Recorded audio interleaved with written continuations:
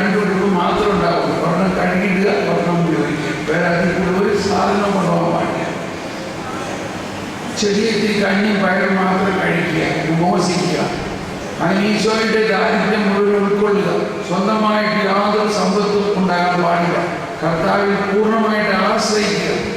വ്യക്തിപരമായിട്ടും കോംപ്ലിക്കേഷനും ഉണ്ടാകാൻ പാടില്ല. നമ്മൾക്ക് വലിയ ബിൽഡിങ്ങുകളോ ഏക്കറുകൾക്ക് ലാൻഡോ ഒന്നും പാടില്ല, അത്യാവശ്യം.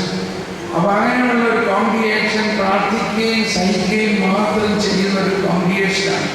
അതിനുവേണ്ടി ഒരു നിമിഷം ഒന്ന് പ്രാർത്ഥിക്കാം. അത് കർത്താവ് ആഗ്രഹിക്കുന്ന ആളുകൾ മാത്രമേ അവിടെ വരാവൂ.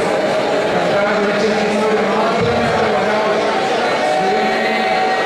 അങ്ങനെയുള്ള ഒരു പ്രാർത്ഥിക്കുന്ന സമൂഹം, ഒരു സഹിക്കുന്ന സമൂഹം, പ്രാർത്ഥിക്കുന്ന സമൂഹത്തെ വാർത്തെടുക്കുന്നതിന്, അതിലൂടെ ലോക സുവിശേഷവൽക്കരണത്തിന് ശക്തമായ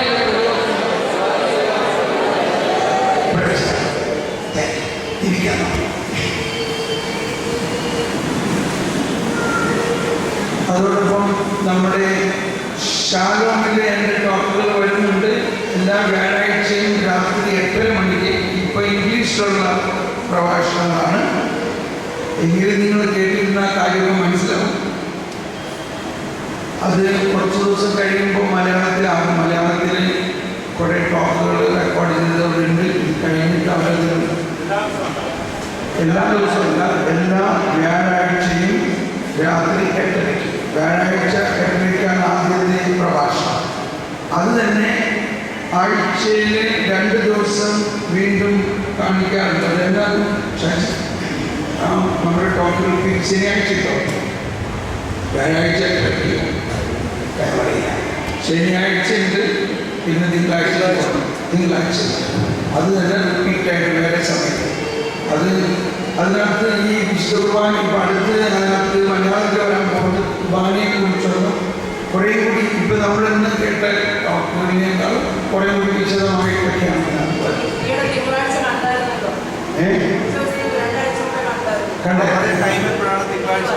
തിങ്കളാഴ്ച ഏത് ടൈമായിരുന്നു? 6 അത് മലയാളം. മലയാളം അത് കുർബാനെ കുറിച്ചായിരുന്നോ? അല്ല, വേറെ എന്തെങ്കിലും. കുറച്ച് നാൾ മുമ്പ് തിങ്കളാഴ്ച രാവിലെ ഉണ്ടായിരുന്നല്ലേ? ഫിറ്റ്നസ്സിലാണ്. അപ്പൊ ഇതൊക്കെ നമ്മൾ ശക്തമായിട്ട് പ്രാർത്ഥിച്ചാലേ ഇതെല്ലാം മുന്നോട്ട് പോകുള്ളൂ. ഇനി നമ്മളിപ്പോൾ ഈ അവസാനത്തെ പ്രഭാഷണം നമ്മുടെ പ്രേക്ഷിത ദൗത്യത്തിൻ്റെ പ്രാധാന്യവും അതിൻ്റെ പ്രയാസങ്ങളെ എങ്ങനെ നേരിടുക എന്നുള്ളതാണ്. എല്ലാ സുവിശേഷത്തിൻ്റെയും അവസാനം കർത്താവ് തന്നെ നൽകിയിട്ടുള്ള ഒരു ശൈലി, ഒരു അയക്കലാണ്. ഈശോ പറഞ്ഞു മത്തായിയുടെ സുവിശേഷത്തിൽ 28-ാം അധ്യായത്തിൽ 18-ാമത്തെ വചനമാണ്, സ്വർഗത്തിലും ഭൂമിയിലുമുള്ള സകല അധികാരങ്ങളും എനിക്ക് നൽകിയിട്ടുണ്ട്. അതാണ് നമ്മൾ മുകളിൽ പിടിക്കേണ്ടത്. നമ്മൾ ചുമ്മാ പോകാനല്ല പറഞ്ഞത്.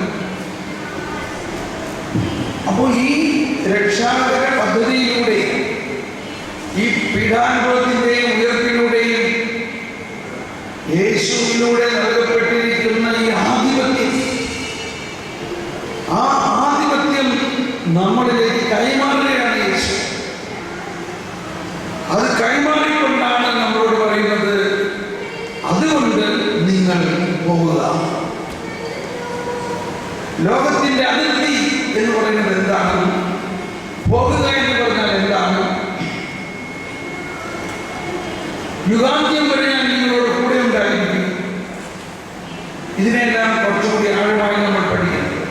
അതിർത്തി എന്ന് പറയുന്നത് വാസ്തവത്തിൽ ഈ ഒരു ലോകത്തിൻ്റെ ഒരു ജിയോളജിക്കലായിട്ടുള്ള ഒരു അതിർത്തി അല്ല, മറിച്ച് ഒരു ആത്മീയമായ അതിർത്തി. നമ്മൾ ഓരോരുത്തരെയും ദൈവം അയക്കുന്നത് ഓരോ ശുശ്രൂഷകളിലും ഒരു യുദ്ധകാലത്തിലേക്കാണ്. ഇപ്പൊ നമ്മളെ ഭാരതത്തിന്റെ അതിർത്തി എന്ന് പറഞ്ഞാൽ എന്താ? ചൈന, പാകിസ്ഥാന്റെ ബോർഡറാണ്. അവിടെ എന്തോ ഒരു ടെൻസ് സിറ്റുവേഷനാണ്, വളരെ വിജിലന്റ് ആണ്, ഇല്ലേ?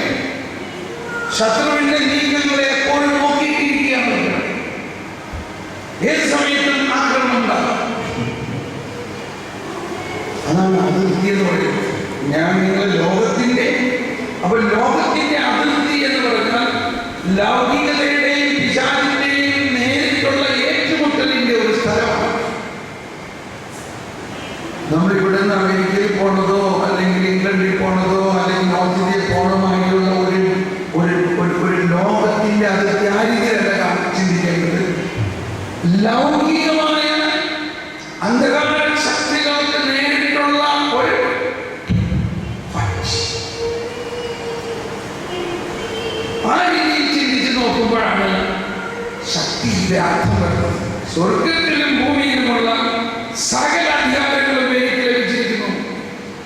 ഞാൻ നിങ്ങളുടെ കൂടെയുണ്ട്. നിങ്ങൾ പോവുക. അപ്പൊ ഇനി നമ്മൾ മനസ്സിലാക്കേണ്ടത് ഈ ശക്തിയെ, നമ്മളിപ്പോ ശക്തി എങ്ങനെയെല്ലാം നമ്മൾ ജ്വലിപ്പിക്കണം എന്നുള്ളതെല്ലാം പഠിച്ചു.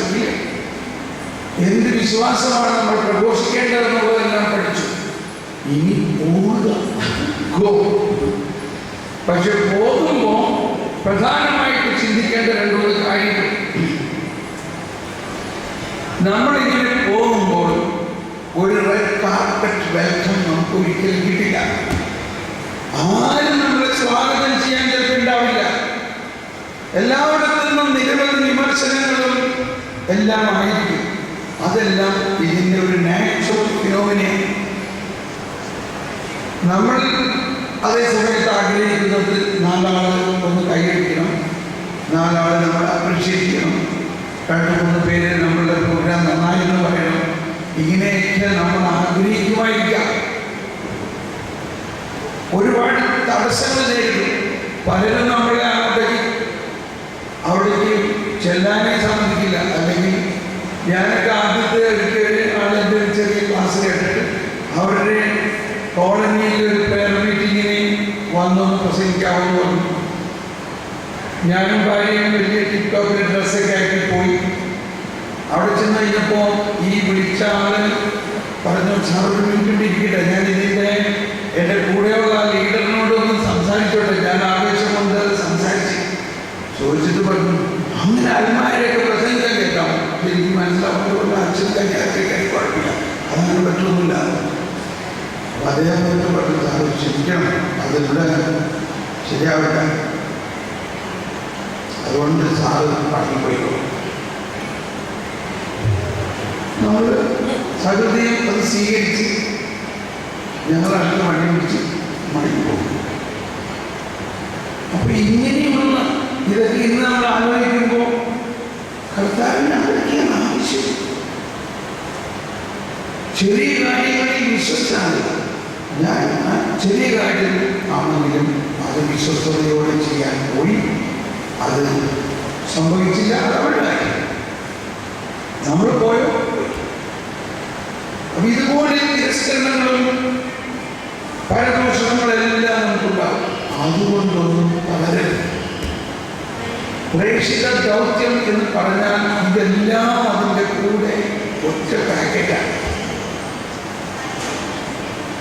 നമ്മൾ പൗലോസ്ലീഹയുടെ ലേഖനങ്ങളും സുവിശേഷത്തിലെ എല്ലാ പ്രവാചകന്മാരുടെ ലൈഫിൽ നോക്കുകയാണെങ്കിൽ കാണാൻ സാധിക്കും. ഇനി തീർച്ചയായിട്ടും വിശുദ്ധിയും വിവേകവും എല്ലാം വേണം. എന്നിരുന്നാലും നമ്മളെ ഏതവസ്ഥയിലും ദൈവം ഉപയോഗിക്കാം. അയ്യോ എനിക്ക് വേണ്ട വിശുദ്ധിയൊന്നുമില്ല, അതുകൊണ്ട് ഞാൻ ചെയ്യില്ല എന്ന് പറയണ്ട. കർത്താവ് ഉപയോഗിക്കുമ്പോൾ നമ്മുടെ സകല അശുദ്ധിയെയും വെട്ടിച്ചാണ് ഉപയോഗിക്കുന്നത്.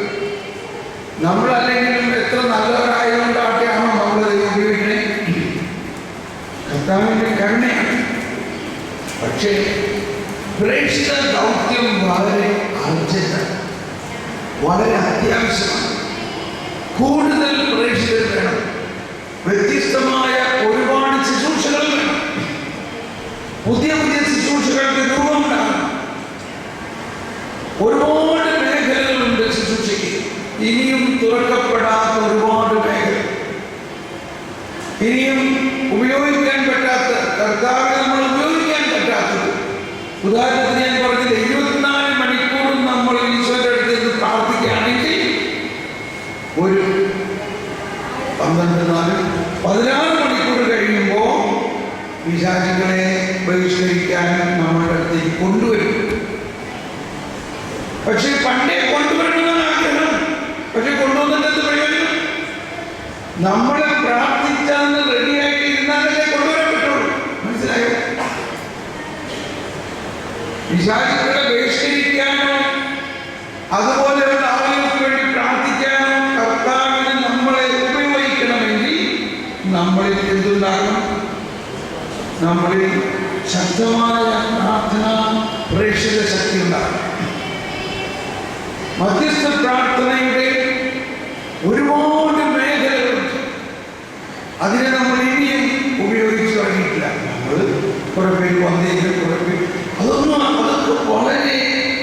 ഒരു ചെറിയ വിചാരങ്ങളെ പോകുള്ളൂ. വലിയ വിചാരങ്ങളെ പോകണമെന്നുണ്ടെങ്കിൽ വലിയ ശക്തി വേണം, വലിയ ത്യാഗം വേണം, വലിയ സഹനം വേണം.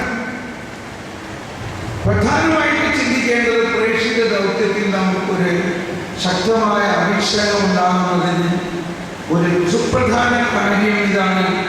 എല്ലാ ജോലി കഴിഞ്ഞിട്ട് അത് ചെയ്യാം എന്ന് പറയുകയാണെങ്കിൽ നമ്മൾ കർത്താവിന് ഉച്ചിഷ്ടം കൊടുക്കുന്നതിന് തുല്യമാണ്. ഇതാണ് നമ്മുടെ നാടിൻ്റെ ഏറ്റവും വലിയ ഒരു പ്രശ്നം. നമ്മുടെ ബാക്കിയുള്ള എല്ലാ ജോലി കഴിഞ്ഞിട്ട് ചെയ്യാം. അപ്പൊ നമ്മൾ അവിടെ ഫസ്റ്റ് പ്രിയോറിറ്റി കൊടുക്കുന്നില്ല. ഞാൻ പറയുമ്പോൾ വിഷമിക്കരുതല്ലോ. ഞാൻ ചില കാര്യം നമ്മളുടെ മനസ്സിലാകാവുന്ന ലാംഗ്വേജിലല്ലേ പറയാൻ പറ്റുള്ളൂ. ഇത് ആണ് നമ്മളൊരു കാര്യത്തിന് ആരെങ്കിലും ഒന്ന് പ്രാർത്ഥിക്കാൻ വിളിക്കാൻ നോക്കട്ടെ, സമയമില്ലെങ്കിൽ വരട്ടോ. ഞാൻ പറയും വരണ്ട, കാരണം അങ്ങനെ ചളിക്ക് വന്നിട്ട് കാര്യമില്ല.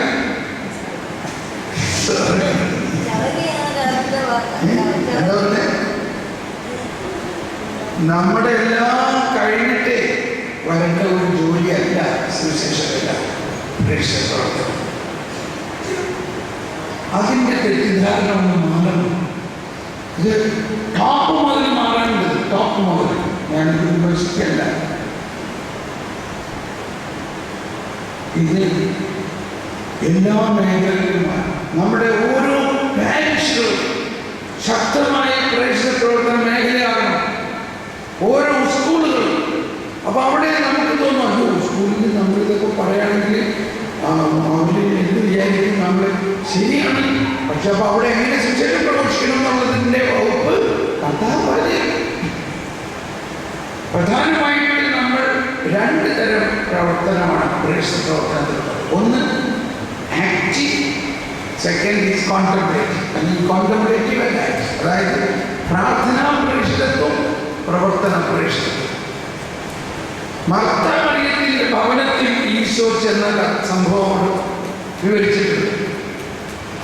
മറിയം കർത്താവിന്റെ കാൽക്കൽ ഇരുന്ന് അവനെ ശ്രമിച്ചുകൊണ്ട് മർത്ത അവിടെ ഓടി നടന്ന് ജോലിയെല്ലാം ചെയ്യും. മർത്ത ചെയ്തത് ആവശ്യമായിട്ടുള്ള ജോലിയാണ്. എന്താ? ഈശോന് കറി ഉണ്ടാക്കി കൊടുക്കണം, നല്ല ഈശോന് ഭക്ഷണം ഉണ്ടാക്കി കൊടുക്കണം, അവിടെ വീടൊക്കെ അടിച്ച് ക്ലീനാക്കണം, ഒരാളെ വീട്ടിൽ വരുമ്പോൾ അതും ആവശ്യമാണ്. മാതാവ് ഇതൊക്കെ ചെയ്തിരുന്നാണല്ലോ.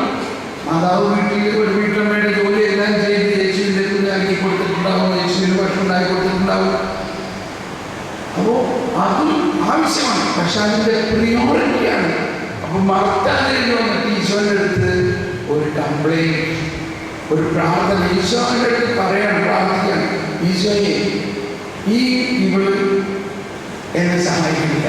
ഇവളോട് പറഞ്ഞ് ഇവളെപ്പോഴും ഇവിടെ വന്ന് ഇങ്ങനെ കുത്തിരിക്കേണ്ട ആവശ്യമില്ല, എന്നെ കുറച്ച് സഹായിച്ചൂടെ. ആരെങ്കിലും ഒരാൾ ഒരു 2 മണിക്കൂർ എവിടെയെങ്കിലും പ്രാർത്ഥിക്കുന്നുണ്ടെങ്കിൽ ഉടനെ മറ്റുള്ളവർ എന്താ പറയാ, അതിനൊക്കെ കുഴപ്പമില്ലല്ലോ. അത് ഇപ്പോഴും അവിടെ പള്ളിയിൽ കുർബാനയുടെ അവിടെ ഇരിക്കേണ്ട ആവശ്യം. ഇത് ഞാൻ അനുഭവിച്ചതും അനുഭവിച്ചുകൊണ്ടിരിക്കുന്നതുമാണ്. ഞാൻ ഉത്തരേന്ത്യയിലൊക്കെ ആയിരുന്നപ്പോൾ എൻ്റെ ഈ ദൈവാനുഭവം വന്നിട്ട് കുർബാന കഴിഞ്ഞാൽ എനിക്ക് പള്ളിയിൽ നിന്ന് പെട്ടെന്ന് പോകാൻ പറ്റില്ല. എന്നെ അവിടെ ഇങ്ങനെ ഇരിക്കും. യേശു അനുഭവം വന്നിട്ട് ഞാൻ അവിടെ ഇരിക്കുകയോ അല്ലെങ്കിൽ സാത്താൻ അവിടെ കിടക്കും. കുറെ കഴിയുമ്പോൾ ആരെങ്കിലും തലയ്ക്കുന്നു, അതെ പള്ളി അടയ്ക്കണം, കാറ് എഴുന്നേറ്റ് പോയത്. ഇതാണ് കപ്പ്യാർക്ക് നമ്മളുള്ള സ്നേഹം. പിന്നെ കപ്പ്യാർ കംപ്ലൈൻറ്റ് ചെയ്യാൻ തുടങ്ങി, അങ്ങനെ എന്താ ഈ രാവിലെ മുതൽ ഈ കുർബാന 2 മണിക്കൂറൊക്കെ വഹിക്കണം. ഞാൻ അങ്ങനെ പള്ളിയെടുത്തു. അപ്പൊ അച്ഛൻ വിളിപ്പിച്ചു, വല്ല അസുഖമുണ്ടോ, വല്ല അസുഖമുണ്ടോ? കാരണം ഇങ്ങനെ ഇരിക്കേണ്ട ആവശ്യം നമ്മളെ ഞാൻ പ്രാർത്ഥിക്കാം, ഇത്രപ്പെടുത്തുന്ന പ്രാർത്ഥിക്കാനുള്ളത് 2 മണിക്കൂർ എന്ത് ചെയ്യും? ആ സംഭവം കഴിഞ്ഞ് 10 വർഷം കഴിഞ്ഞപ്പോൾ ആ ഡയസിസിൽ അച്ഛന്മാരെ ധ്യാനിപ്പിക്കാൻ വേണ്ടി ഞാൻ ചെയ്തു. അന്ന് ഈ അച്ഛൻ ധ്യാനത്തിനുണ്ടായിരുന്നു. അച്ഛൻ വന്നിട്ട് എൻ്റെ കയ്യിൽ എന്നോട് ക്ഷമ ചോദിച്ചു. അച്ഛൻ പറഞ്ഞു, അന്ന് ഞങ്ങൾക്കൊന്നും മനസ്സിലായില്ല, അതുകൊണ്ട് ഞങ്ങൾ പലരും വിചാരിച്ചത് എൻ്റെ അസുഖമാണ്. ബിഷപ്പ് തന്നെ പറഞ്ഞു, ഇദ്ദേഹം പണ്ട് ഇവിടെ വന്ന് പ്രാർത്ഥിക്കുകയും വീട് തോറും കയറി ഇറങ്ങി ന്യൂസ് ലെറ്റർ കൊടുക്കണു, ബൈബിൾ കൊടുക്കണു, ഒരു മഞ്ഞ തൊപ്പിക്കാരൻ. ഞാനപ്പോൾ ഹെൽമെറ്റ് നല്ലൊരു സൈക്കിൾ ചെയ്ത് നടക്കണം. നമ്മൾ